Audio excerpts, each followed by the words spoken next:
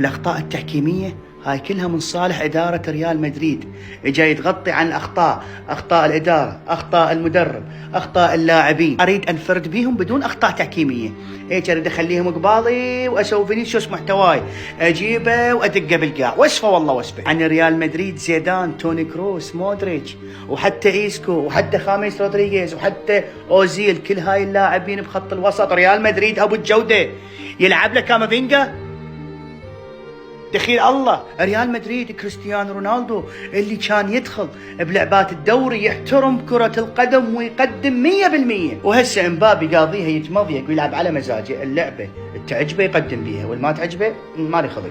لو فينيسيوس تستحي تضغط، تستحي من ماما منين؟ تستحي تضغط دخيل محمد تضغط. عزيزي بيريز المخرف، هسه انت ايش حصلت من طلعت شابي الونسو؟ جبت اربلو، شنو حصلت؟